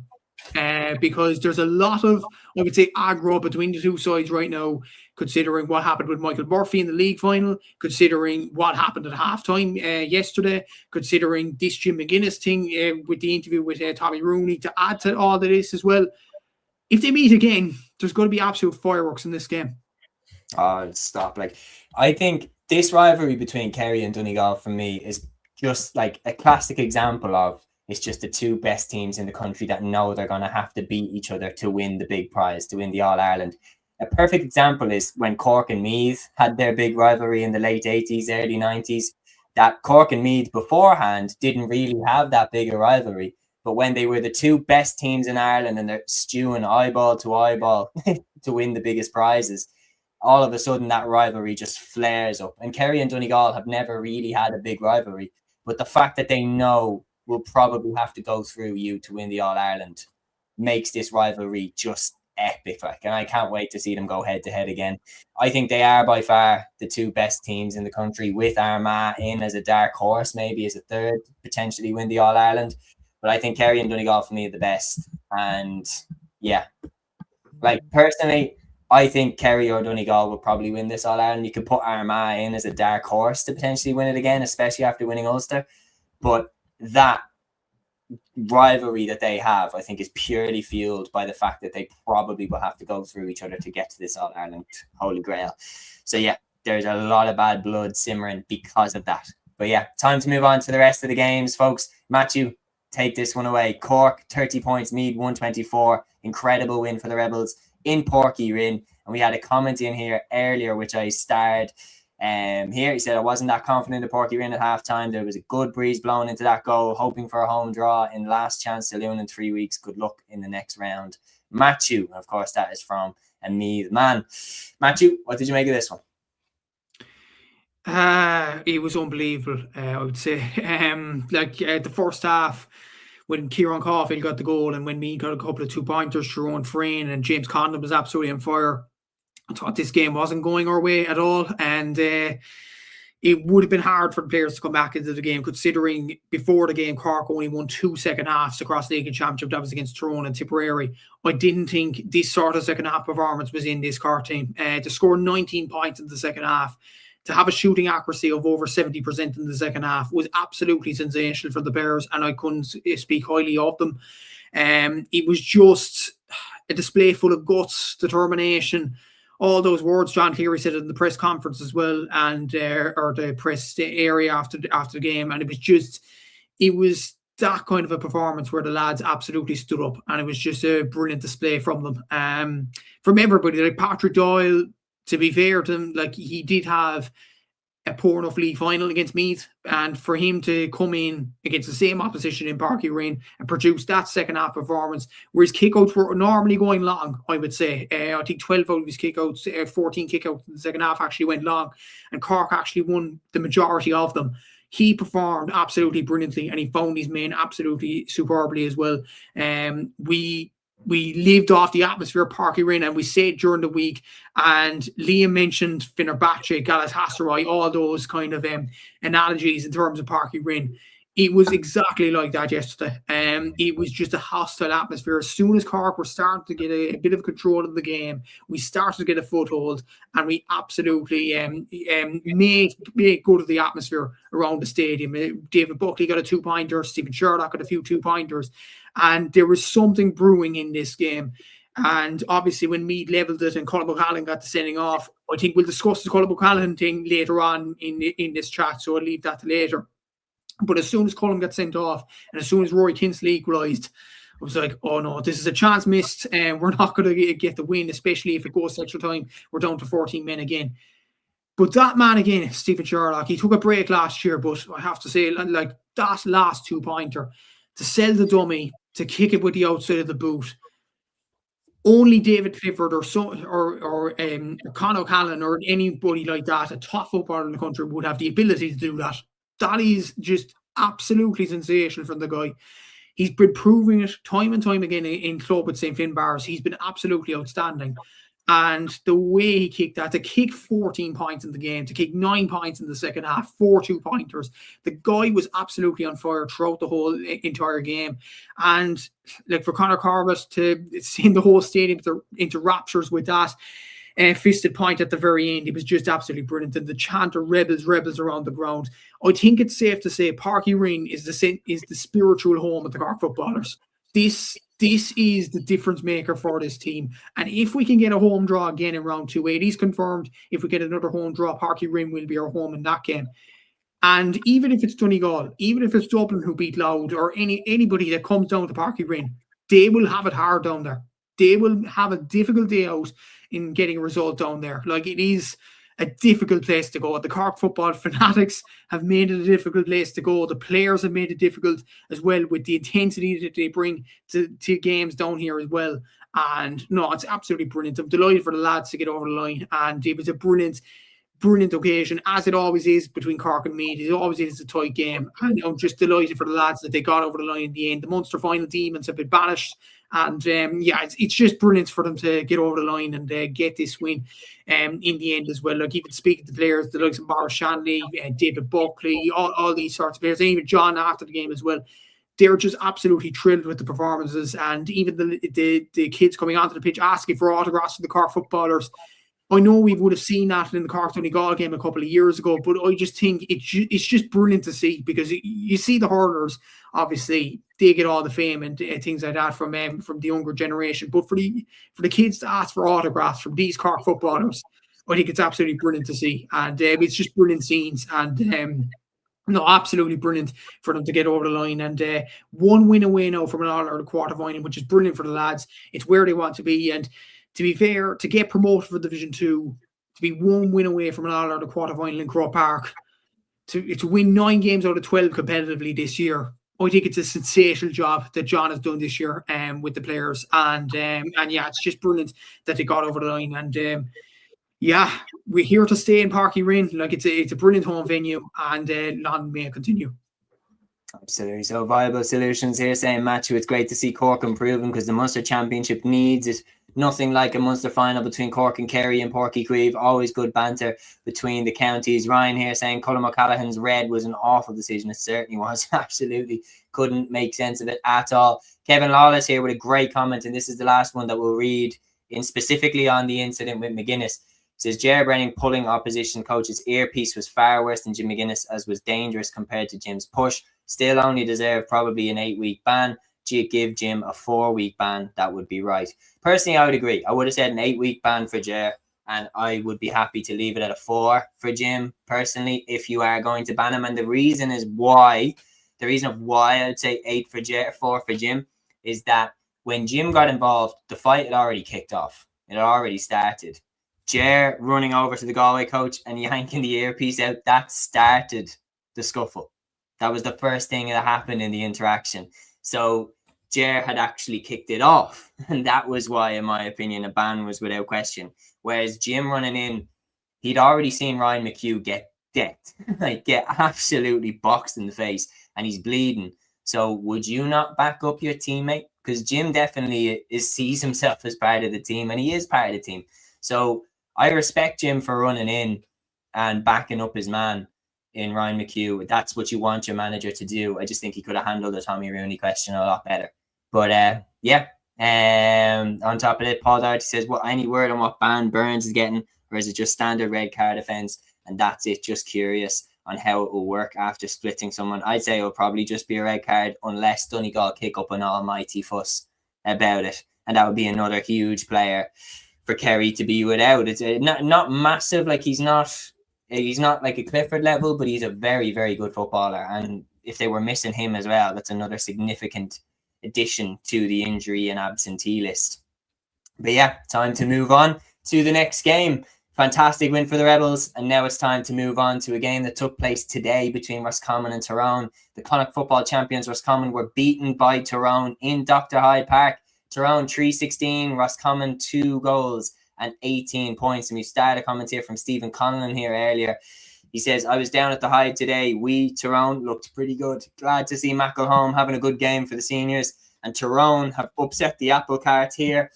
But we have to mention this as well. Stephen Conlon here saying, have to log off here, but just have to say, rest in peace, Frank McGuigan. He's from the same parish as myself, but sadly for me, he played against our rivals as the parish is split into 2 clubs, one of the best. There is absolutely no question Frank McGuigan was an outrageous footballer and the absolute spirit and heartbeat of that Tyrone team in the 80s. So well said, Stephen. Ayeste Gorel Anonymous Dealish, one of the greats of Gaelic football. May you rest in peace. Liam, would you like to discuss this game and then obviously give a word to Frank McGuigan? Yeah, absolutely. Condolences to Frank. Terribly sad to hear about that. Never nice to see, a strong member like that passing on. So my absolute condolences to himself, his family and friends and everybody involved. I mutter words that you said there. So may he rest in peace, and condolences to the entire family. In terms of this game, yeah, I mean, here was me certainly back in Roscommon to win, and Tyrone just decided, nope. Having the month and a half off to prepare for a game certainly didn't do them any harm, to be honest with you. It turns out in the end. Yeah, Owen McElroy, I have to say, is a player that I've been, giving huge praise to over the last while. I've been saying for a while that I think he's one of the next big things in Gaelic football, and to see him perform the way he did today, to see him put on the performance that he did alongside the likes of Ethan Jordan and Matty Donnelly and stuff like that is really good to see, and I'm delighted to see that from his perspective. And I think Tyrone sort of needed this victory, to be honest with you, because they had a very, very disappointing Division 2 league campaign. Like, let's call a spade a spade. Where did they finish in the league? Was it 4th or 5th or something like that? Like, it was a very, very poor league campaign by Tyrone. Like, certainly, like, we were all predicting them to go straight back up, and they just completely fell apart. I think they only got 2 wins in the league, so that would have been really, really disappointing for them. So to go away to somewhere as difficult as the Hyde, a ground where they're turning it into a real fortress at the moment. They've beaten the likes of Armagh there this year. They've won a Connacht title there this year. And to go there and to win is really, really impressive. And to win it late on as well, great bottle from them, it has to be said. For Roscommon, it's a tough one to take for them. There's no doubt about it, especially after the way that they beat Galway in the Connacht final. They would have, it's been the one disappointing thing, and the one thing we've been curious about for Roscommon over the last number of years is, are they going to be a team that's going to kick on now after winning a Connacht title? Are they going to, get that next big win, after winning a Connacht title? And look, it could still come in the next round. There's no doubt about it. And it is obviously a tough one for them to take today. But is it just history repeating itself? That is just my worry with them. Now, look, it's it was still a good performance from them. There's no doubt about it. You're still going up against a decent side. Like, Tyrone were All-Ireland semi-finalists last year. Do you know what I mean? Like, they're not a pushover or anything like that. They still have a lot of really good players in their team. But yeah, it is a tough one for Roscommon to take. But for Tyrone, I have to say, I think this win was probably, in a way, more badly needed for Tyrone than it was for Roscommon. Just given the fact that Tyrone, very poor league campaign, have had a month and a half to prepare for this. Roscommon are coming off the crave of a wave of winning a provincial title. Like, it will be a good year for Roscommon either way now, no matter how the year ends. Massive win for Tyrone, and it might give them the confidence going forward into the next round. But at the same time, I don't know how much I would back Tyrone against many other teams in the competition. I will say that. I do just think maybe at the moment they're still not at the level of, say, some of the more... Like, I'll put it this way. If Tyrone got Cork tomorrow, I'd be backing Cork 100%. If they got... Well, they can't get Kerry. If they got Donegal, I'd be backing Donegal. Do you know what I mean? Now, I said that last year, and I mean, they went to Donegal and won, but it's a very different Donegal at the moment, it seems, than even the one that was last year. So, yeah, good win for Tyrone. For Roscommon, I think they could still be in for a good season, but obviously a very tough one to take. Absolutely, and we have so much to discuss, of course, from these games. Brendan here saying, as always, lads, appreciate you and what you do. And Liam, come on, you Gunners. Brendan, appreciate the comments and appreciate you all being. Look at that, look at that, look at him. He's wearing the Arsenal jersey now, but yeah, I'm smoked. Yes.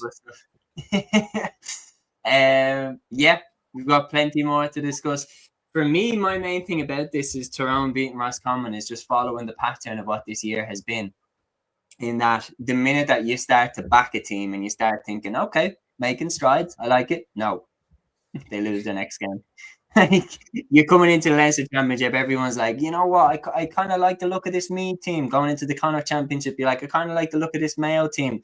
Both knocked out fairly comprehensively in their games.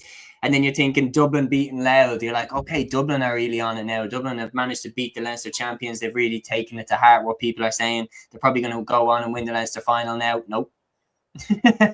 Okay, Kerry beating Cork in the Munster final with half their team missing. Kerry look good, like they got the strength and depth and everything like that. Lose to Donegal the next day out. Roscommon winning Connacht, they look really good. Lose to Tyrone the next day out.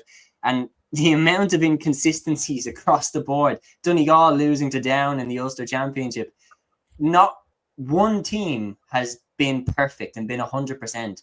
And that's why the championship has been so good this season, because you can never predict what's going to happen. Ryan says, lads, could this be a championship reality check for the Rossies? I don't know. I think often with Roscommon and with these provincial championships, in terms of one of the reasons why I think it's a little bit harder to make that jump to the next step is they are so familiar with Mayo and Galway. They know them inside out. They know exactly how to approach them. They know exactly who the best man marker is for Shane Walsh, for Killian O'Connor over the years, for Aidan O'Shea over the years. They know that we can put this guy on, and we know who to put Brian Stack on. We know who Enda Smith can do damage against, etc. But when you get out of the Connacht Championship, it gets a little bit more different. You're coming up against teams you're not as familiar with. And I feel like that maybe has been one of the reasons. But again, they're only going to get better as time goes on. Brendan says, this definitely feels like one of, if not the weirdest championships in my life. Certainly. Shane says, I'm sorry, but as much as Kerry were not innocent today, and that showed by how a Donegal player didn't get booked for the halftime melee, baffles me. Jimmy also should have a ban coming to him. And Brian says, good to have Brian Stack back. Dara Heenan was off it today.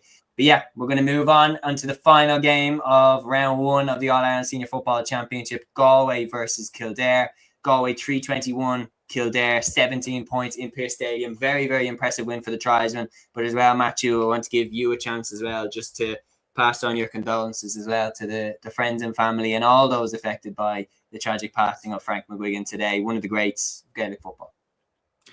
Yeah, and it's when you think about Tyrone football, you think about the All-Ireland wins in the 90s and even 2021. But Frank McGuigan was a player long before that, and he enticed the next generation to join in for Tyrone as well. So he needs a lot of credit for that. So condolences obviously to Frank's family, friends, and the whole wider community of Tyrone J on the passing of Frank McGuigan. As for the game between Galway and Kildare, pretty standard really for Galway to get over the line. Rob Finnerty was brilliant. Shane Walsh was very good as well, especially Finnerty 1-9 from play. It's very, very good. And for me, I think Finnerty's probably one of the most, you talk about some brilliant forwards, and you talk about the Cliffords, the Conor Callans, the Michael Murphys, the Stephen Sherlocks or whatever. But I think Rob Finnerty is probably one of the most underrated forwards in the country. He nearly always delivers for Galway. And to score 1-9 from play yesterday, I get it's a poor Kildare team, and I think they'll probably go out in the next round with great respect.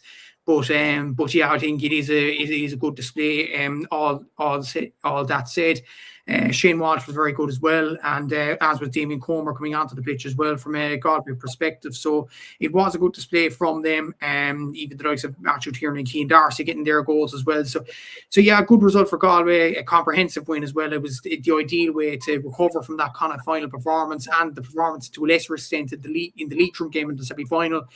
To a lesser extent, Galway are back on track in terms of where they want to be, albeit it is against a poor Kildare team, but a good win nonetheless. Absolutely so. And now it's time to move on to the Tailteann Cup, and just my final condolences as well. Frank McGuigan as well, if you haven't, his episode of the GA Social is well worth a listen.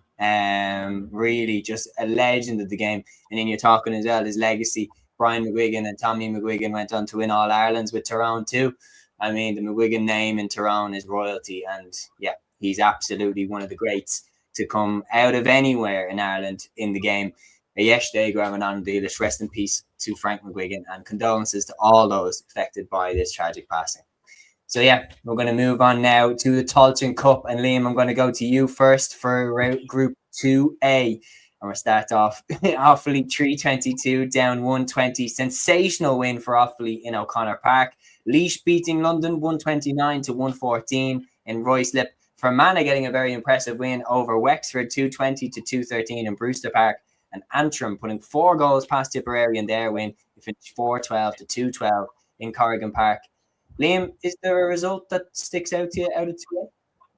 No, none in particular. I think they were all very average games, average competition. Nobody cares about it. No, yeah, listen, I actually, weirdly enough, the Fermanagh Wexford one kind of does actually stand out to me, to be honest with you, even just starting on that one, because I thought Wexford were going to go up to Brewster Park.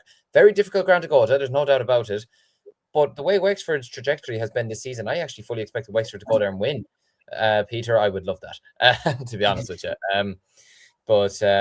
Yeah, I'm a bit disappointed in Wexford to a degree. Like, I thought they'd go up to Fermanagh, who haven't been firing on all cylinders greatly themselves this season. And we're getting great music there. We've reached that stage. An hour and a half now. Maybe this is music time. I don't know. But no, like, listen, look, fair play to Fermanagh, great win for them. Wexford would be very disappointed with that defeat, but I suppose going to Brewster Park is obviously a lot more difficult than a lot of people even realise. But listen, fair play to Fermanagh. Antrim, I thought Tipperary were going to go up there and win, so that's a massive win for Antrim as well to get that victory. Ryan McQuillan getting 2 goals, Niall Burns getting 2 points as well. Dominic McGennill getting 2 points. So a really good win from them. Ronan Boyle as well. So a very good victory for Antrim. They're moving into the right direction at the moment. Obviously Sligo beating Waterford earlier today as well. Bit worrying from Sligo to concede 3 goals. I think that's something that they're going to have to work on over the next while, but nevertheless still a good victory for them. In terms of our game yesterday, yeah, look, what can I say other than so proud of those lads, to be honest with you. They've been through they've been through a lot of crap this year. It's not been a great campaign for them, and they will admit that themselves so far this season. But that victory that they got away to Clare was so badly needed. And to then get a victory over a downside that defeated Donegal in an Ulster Championship quarter-final there recently is just absolutely unbelievable.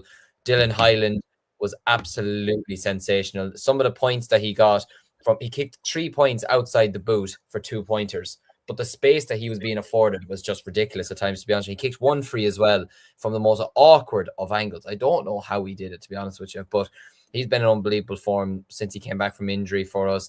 Keith O'Neill, once again, like you mentioned, we had him on for Cúilín Media yesterday on the socials. He had a really good performance yesterday as well. David Dempsey, Cormac Egan looked back to his old self. You know, the backs really worked together as a unit, which I was just so glad to see, to be honest with you. The midfield, Jack McAvoy did such a good job on Oran Murdoch, I have to say. Now, Murdoch took 1 nasty landing in the first half, which I'm kind of surprised he stayed on for the remainder of the game, but I have to say, Jack McAvoy was absolutely brilliant. Jordan Hayes was fantastic. Just everyone stood up, to be honest with you. Shane Tierney got a goal and 2 points. I joked with him afterwards saying, when did you learn to kick a ball? Hopefully he's not watching this as I say that to him again, but he's a good character, to be fair to him.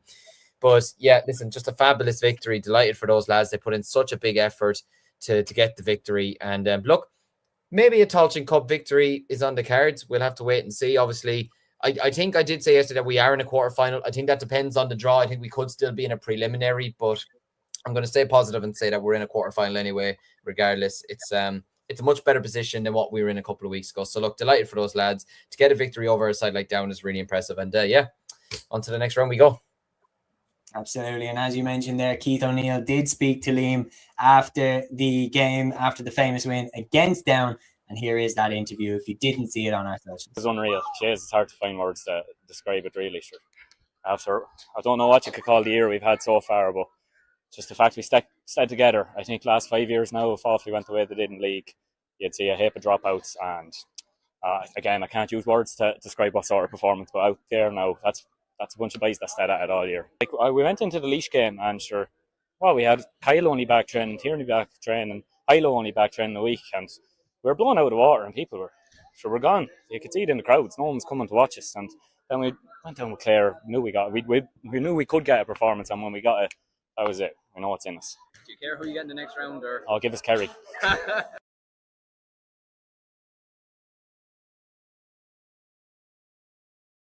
love to see it. I love to see the confidence to give us Kerry next. But incredible win for Offaly, and good words there from Keith, and fair play Liam for grabbing that interview as well. Matthew, I'll come to you then next for the Tailteann Cup round 2B. We had some big games in this one. We had Wicklow beat 4-17 to 2-14, and Ockram Longford getting an impressive win, and Port Keystone beating Clare 2-17 to 1-18. Leitrim beating Carlow 22 points to 113, and Port Sean McDermott and Sligo putting 29 points on Waterford, who got 3-12 in Fryer Field.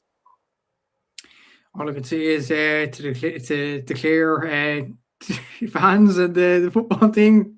Hello. It's gracious. I realised that when I seen Clare in your bucket, I was like, oh no.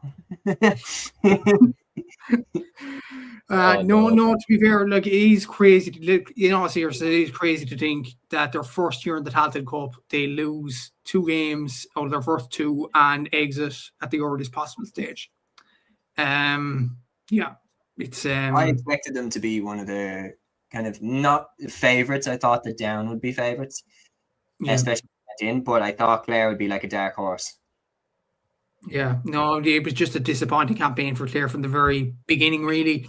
The league, the highlight was really pushing Kerry to their pits, maybe in Ennis, but other than that, it wasn't a good display from the Clare footballers this year, and a lot of reviewing is needed there. On to Wicklow and Limerick. Longford, brilliant win by them, by the way. Oran Kenny and Dylan Farber, very good for them. On to the Limerick-Wicklow game, and Wicklow, what a win for them to get an Ockram over Limerick. Concerning for Limerick, obviously getting to the final last year and not doing good in Tailteann this year, but there is a genuine excuse for that. A lot of injuries. Jimmy Lee, kind of, when Cork did play Limerick at the Munster Championship, actually was touching on the amount of injuries that Limerick have had from last year to this year, and that is quite concerning for them, and they have to regroup for next year. But hopefully Jimmy Lee does stay on as Limerick manager, because he's trying to get Limerick in the right direction in terms of playing.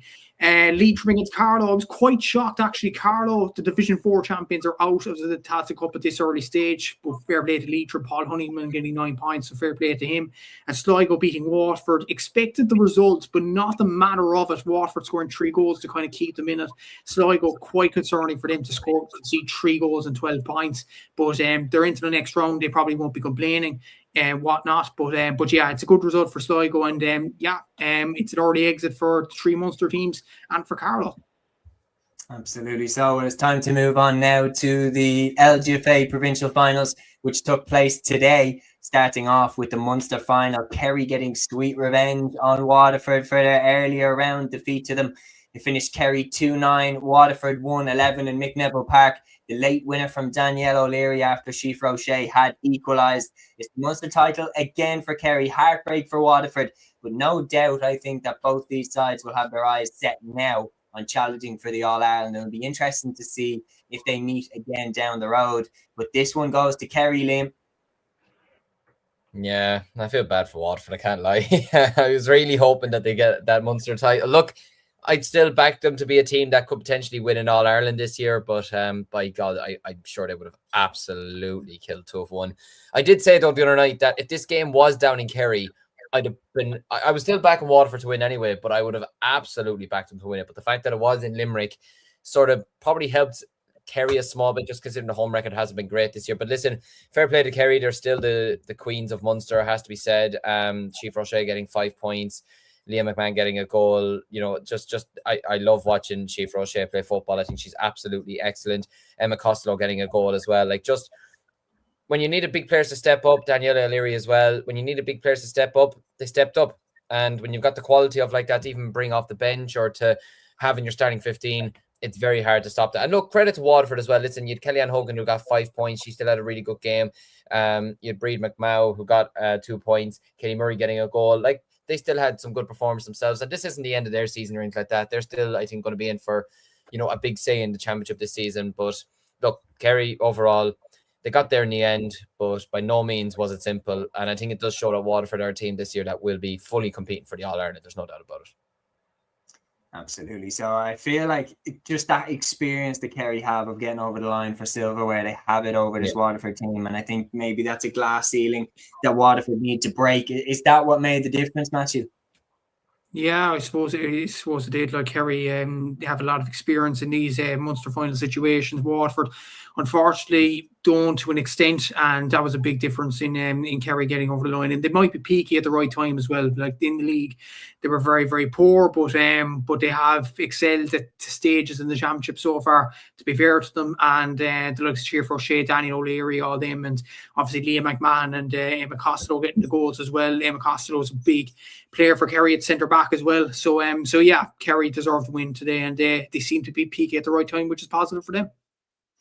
Absolutely. So well, time to move on then finally to the Ulster Senior Football Championship final, which took place today. Armagh shading their rivals Tyrone by 213 to 115. Armagh shade their rivals in Owen Begg. 10 points combined between Amy Mackin and Caroline O'Hanlon from the full forward line. And then goals as well from Aoife McCoy, Caoimhe McNally. Caoimhe McNally and Aoife McCoy then both hit the back of the net for the Orchard County. They shade their rivals by the minimum. Lads, a massive win for Armagh. Tyrone, no doubt, have been making strides. Of course, All-Ireland Intermediate champions Niamh O'Neill was very strong in this one. Saoirse Gormley got 2 points. Aoife Horse got 3 points as well.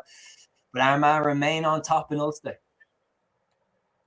They do, yeah, and it was a good result for them over Tyrone team that have been performing well in a league and championship over the past few seasons, and we thought that Tyrone would make that next step and win the Ulster Championship. But Amy Mackin, absolutely outstanding player, and we've been seeing nearly all year, if Armagh have Amy Mackin in their team, they're going to be a serious force to be reckoned with. 7 points today, a 2-pointer included as well, which is pretty rare, I would say, in the LGFA game as well. So Amy is absolutely brilliant in terms of those, and we thought she would be anyway because she's an absolutely fantastic footballer.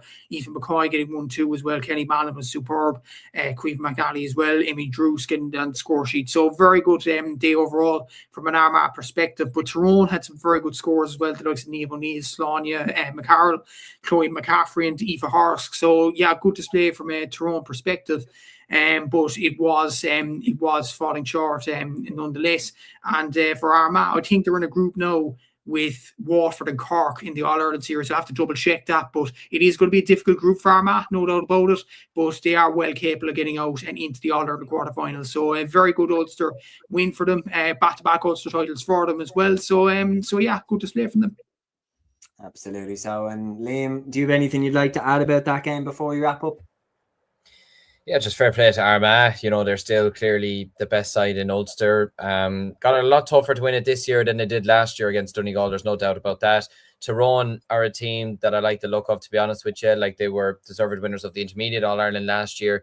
And I think they're a team that are making really good strides at the moment. Look, I suppose, was it Armagh? Tyrone won the battle the last day, but Armagh ultimately won the war. I'm sure Tyrone now would have loved if it was the opposite way around now. That I still just don't understand why that game the last day was played. They could have just played that as the final maybe, but maybe, I don't know. I don't want Armagh people come at me now for saying that. But regardless, no, look, a great win for Armagh. Congratulations to them, and I hope they enjoyed the celebrations. But for Tyrone, similar to Waterford, they're a team on the up, and I think they could have a good say in the season ahead.